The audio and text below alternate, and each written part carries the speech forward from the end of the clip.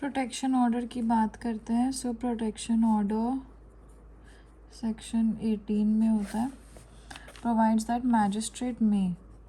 Magistrate may after giving aggrieved person and the respondent, aggrieved person और respondent को opportunity of being heard, ये opportunity देने के बाद और ये सेटिस्फाई होने के बाद कि प्राइमा फेसाई केस बन रहा है कि डोमेस्टिक वायलेंस हुआ है या लाइकली टू टेक प्लेस है।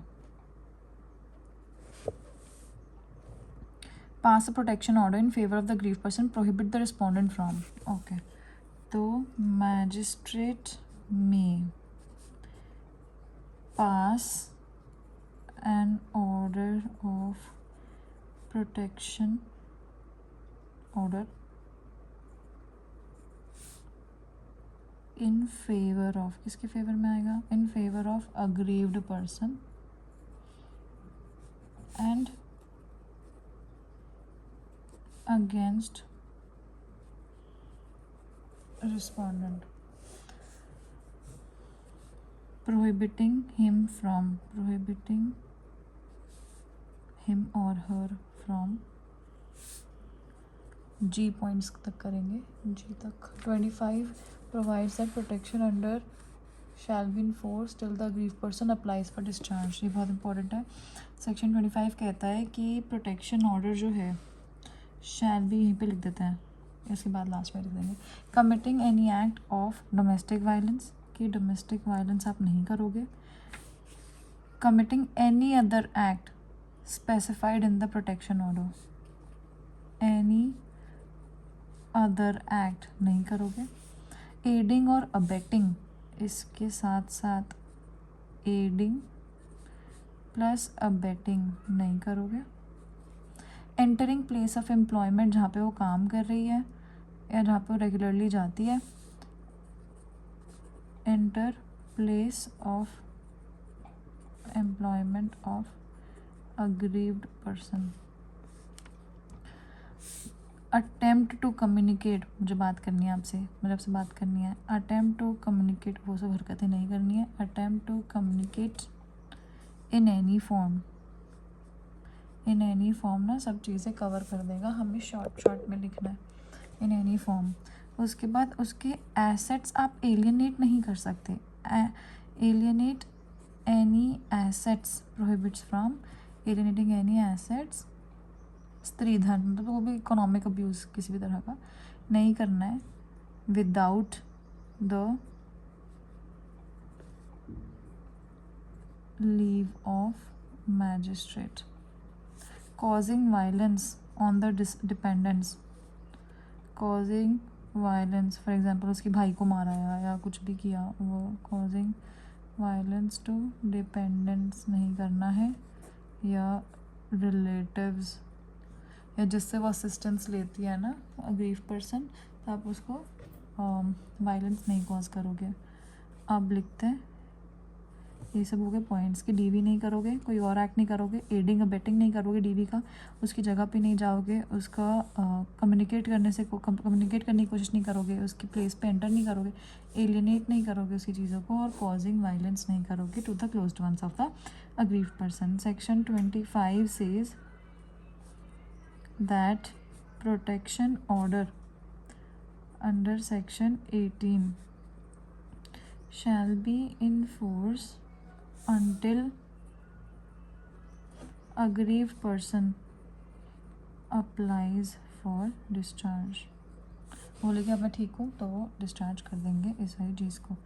इसकी पेनल्टी है कि अगर वो फिर भी करता है, एंटर कर रहा है, एलिनेट कर रहा है, अटेम्प्ट कर रहा है उससे कम्युनिकेट करने के लिए, अगर वो ये सब चीज़ें कर रहा है तो उसमें पेनल्टी दे रखी है। ये कहाँ है? सेक्शन 31 में पेनल्टी है कि अगर आपने किसी भी इंटरिम प्रोटेक्शन ऑर्डर का ब्रीच किया है रिस्पोंडेंट ने by an offence under this act and shall be punishable with imprisonment for a term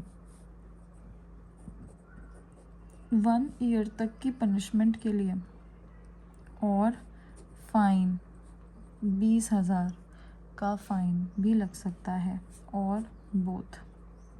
the offence shall be practical, जितना प्रैक्टिकेबल है। Magistrate who had passed the order, वही करेंगे, ठीक है, जिस मैजिस्ट्रेट ने वो ऑर्डर पास किया है वही इसके ऊपर फाइन भी लगाएंगे। While framing the charges under 31 clause 1, the magistrate may also frame charges 498A के भी चार्जेस लगा सकते हैं। IPC के 498A के भी चार्जेस लगा सकते हैं। जब वो चार्जेस फ्रेम कर रहे हैं ना 31(1) का, तो वो इसके भी चार्जेस लगा सकते हैं, और any other dowry prohibition act वाली भी लगा सकते हैं। If the facts disclose the commission of an offence, अगर कह रहे हैं कि डाउरी की वजह से उसने कुछ ऐसा कुछ डोमेस्टिक वायलेंस किया, तो प्रोटेक्शन ऑर्डर लगा सकते हैं, और उसके साथ साथ ये भी दे सकते हैं, इसके भी चार्जेस लगा सकते हैं। If the facts disclose the commission of an offence under those provisions. Okay, Section 32 provides that notwithstanding anything in this CRPC, the offence shall be cognizable and non-bailable. ये भी क्वेश्चन आया था that it shall be cognizable and non-bailable, मतलब गंभीर तरह का ये अपराध हो जाता है। CRPC में के हिसाब से ये 31 clause 1 shall be cognizable and non-bailable. So we must know that this is the penalty. Okay, so we have done what protection orders are under section 18 कि क्या क्या मैजिस्ट्रेट में अग्रीव पर्सन के एप्लीकेशन पर अग्रीव पर्सन और respondent को सुनने के बाद, उनको अपॉर्चुनिटी ऑफ हियरिंग देने के बाद, प्राइमा फेसाई केस अगर बन रहा है, उनको लगता है प्राइमा फेसाई केस बन रहा है, इनको अपॉर्चुनिटी दे दी, उसके बाद ये ऑर्डर पास कर सकते हैं इन फेवर ऑफ दिस, एंड उसको प्रोहिबिट कर सकते हैं कि आप डीवी नहीं करेंगे, डीवी कोई भी एक्ट नहीं करेंगे, एडिंग अबेटिंग नहीं करेंगे, कोई और एक्ट नहीं करेंगे, एंटर नहीं करेंगे उसकी प्लेस को जहाँ पे फ्रिक्वेंटली जाती है, जहाँ पे काम करती है, अटेम्प्ट टू कम्युनिकेट नहीं करेंगे, alienate any assets of hers नहीं करेंगे, आप उसको वायलेंस प्रोवाइड नहीं करेंगे जो इसके साथ भी वो रहती है।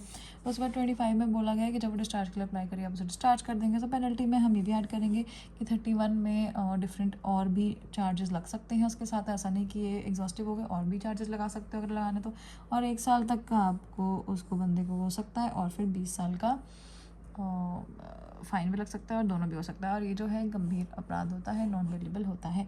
आगे चलते हैं, this page is done, let us move on and let us move on to the residential order, residence order. ये है सेक्शन 19 में गिवन। तो PRM CUC ऐसे करके याद करेंगे, बताओ एक बार, PRM CUC, सो 18 19 20 21 22 ऐसे करके याद करेंगे।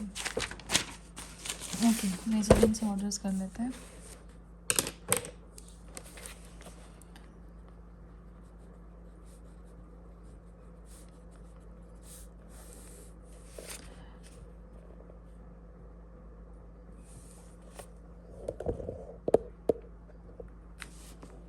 सो इसमें है कि to be enacted in the first place, granting essentially the wives and women peace against domestic violence in the residence, their title notwithstanding. Since in most cases wives do not own matrimonial homes, they are statutorily given rights, क्योंकि वो own नहीं करती ना matrimony अपना पति का घर, तो इसलिए उनको स्टैट्यूटरी राइट्स दे रखे हैं, which were not given to them by the courts under the principles of common law, so that they have a right of peaceful enjoyment. The statutory grant is upon the sublime principle of human rights prevailing over proprietary rights. फिर आ जाता है provides while disposing an application under 12(1). The magistrate may, on being satisfied कि domestic violence हुआ है, वो residence order भी पास कर सकते हैं अगर वो मांगती हैं तो। Restraining the respondent from dispossessing or in any other manner disturbing the possession of the aggrieved person from the shared household, whether or not the respondent has a legal or equitable interest in the shared household. Restraining the respondent from dispossessing or in any other manner disturbing the possession of the aggrieved person. Directing the respondent to remove himself from the shared household. No order under this clause shall be passed against any person who is a woman. मतलब उसको हटाने को बोल सकता है, खुद को हटा लो आप शेयर हाउस होल्ड से, पर लेकिन वुमेन तो उसको नहीं बोलेंगी भाई तुम बाहर निकल जाओ। women members of the family cannot be evicted from the house.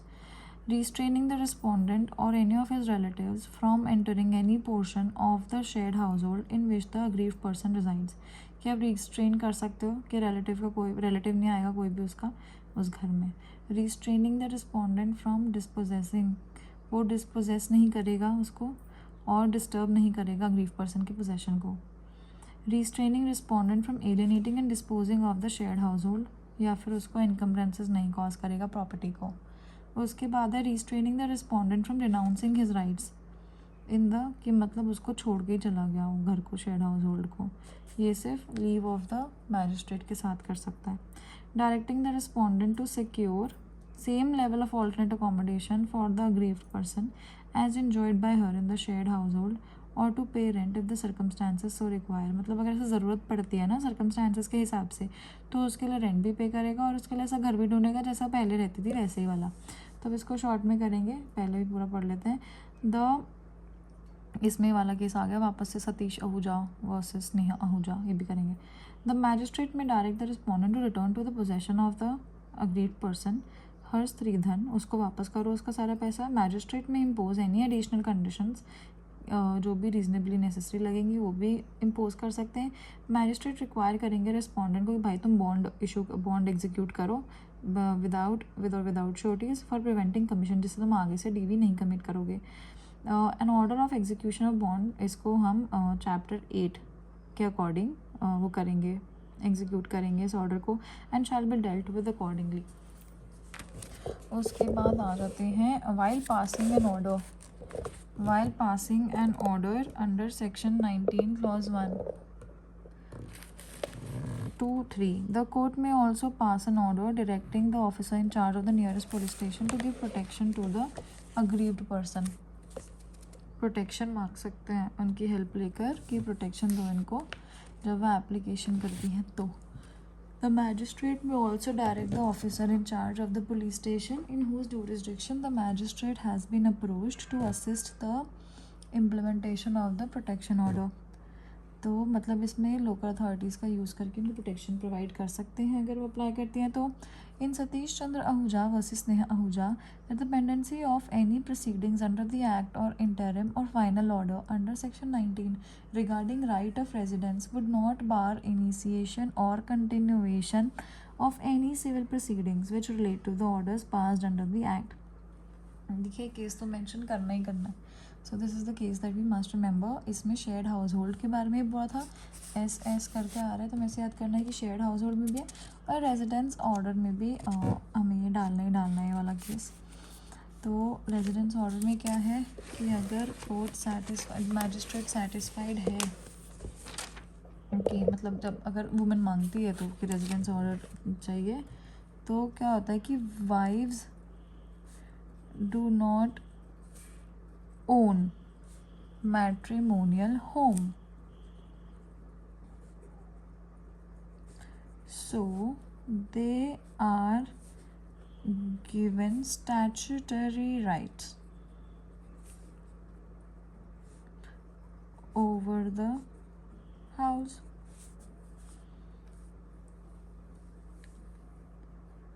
So they can peacefully enjoy their matrimonial home. Section 19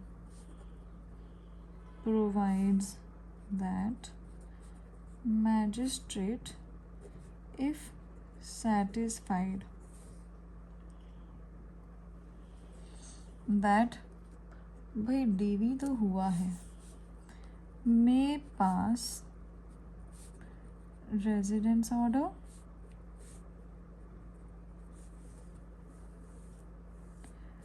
restraining respondent कि वो डिस्पोजेस नहीं करेगा उसको, डिस्पोजेशन ऑफ अग्रीव्ड पर्सन नहीं करेगा और फिर उसको वो डिस्टर्ब नहीं करेगा from enjoying the house, disturb the possession नहीं करेगा, फिर है यहाँ directing respondent to remove himself, कि भाई तुम अपने आप को हटा लो शेयर्ड हाउस होल्ड से, हमारे पर्सन को डर लगता है तुमसे, वो तुम उल्टी सीधी हरकतें करोगे. So it means that in the guise of passing an order, इसमें क्या है, वुमेन मेंबर्स को नहीं हटा सकते. Women family members can not be directed to be removed, can not be directed in this manner. अब नेक्स्ट करते हैं कि रिस्पोंडेंट की फैमिली रिलेटिव्स नहीं आएगी, रिलेटिव्स को रिस्ट्रेन करते हैं from entering the house hold. आप उसको हाउस को डिस्पोज नहीं करोगे कि पता चले encumbrances not to be brought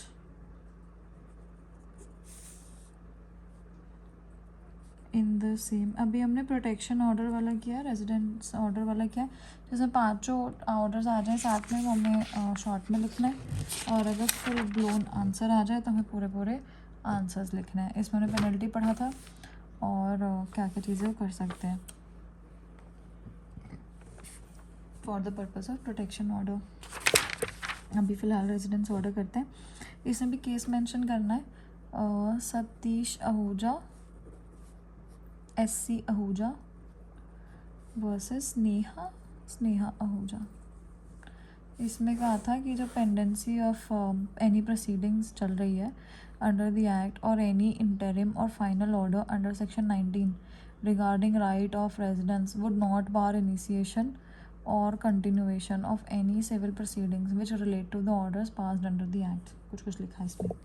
okay, so let us move forward. Relatives को रिस्ट्रेनिंग करनी है जिससे वो एंटर ना करें, उनको रिनाउंस नहीं करना है.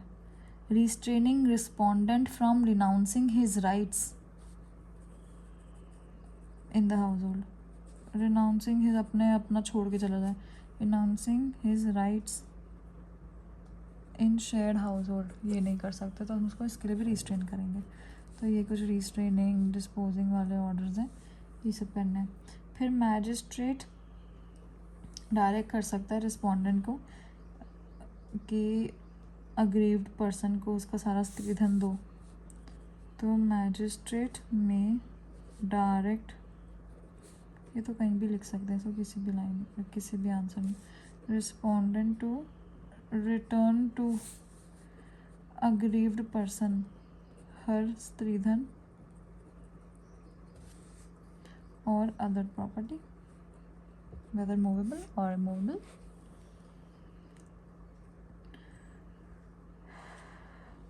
और मैजिस्ट्रेट उसको रिस्पोंडेंट को बॉन्ड एग्जीक्यूट के लिए भी बोल सकते हैं. बॉन्ड एग्जीक्यूट विद और without sureties by respondent. Okay, अब आ जाते हैं मॉनेटरी रिलीफ पे. So this was residence order. Monetary relief करते हैं सेक्शन 20 में. सो इसमें केस दे रखा है रजनीश वर्सेस नेहा का. और held that remedy of maintenance is a measure of social justice under constitution of India to prevent wives and children from falling to destitution and वेग्रेंसी.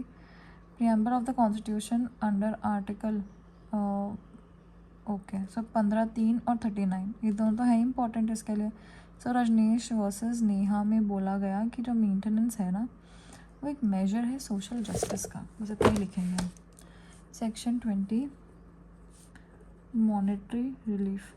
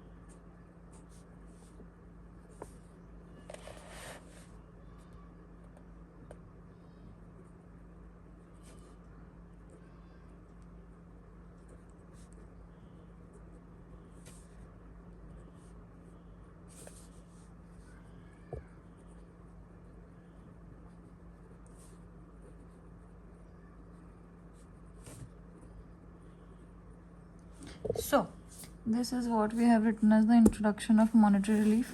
इसमें क्या क्या गिवन है कि while disposing of an application under 12(1) magistrate direct कर सकते हैं कि भाई तुम मॉनेटरी रिलीफ दो, एक्सपेंसेस जो भी अग्रीव्ड पर्सन और चिल्ड्रन उसके जो भी बच्चे सह रहे हैं तो उसके जो लॉसेस जो भी इनकर हुआ है वो जो सफ़र कर रही हैं उनको मॉनेटरी रिलीफ दो। ये magistrate may direct, magistrate may direct respondent to पे to aggrieved person the losses suffered.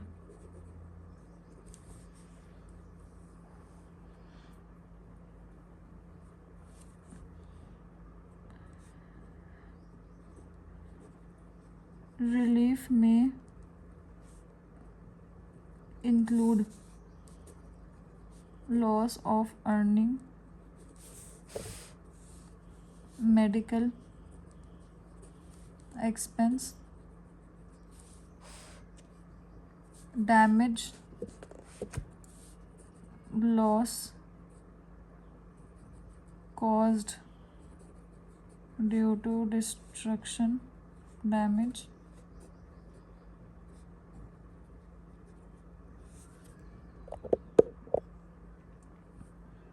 maintenance of the aggrieved person as well as the children, if any, including an order, उसको maintenance दो aggrieved person को। तो ये सब आ जाते हैं इसके। 20 clause 2 provides that shall be adequate, ये होना चाहिए, it shall be adequate, fair, reasonable, consistent with standard of living.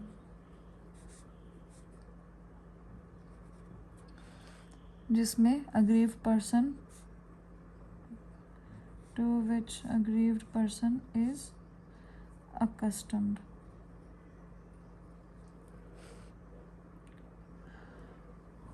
The magistrate shall have the power to order an appropriate lump sum amount, monthly payment भी कर सकते हैं जैसे nature and circumstances चाहे। तो जो रजनीश वर्सेस नेहा वाला केस है, we must remember that when we are deciding the monetary relief for the aggrieved person, held that factors should be taken into consideration in the case of Rajneesh versus Neha. It was held that factors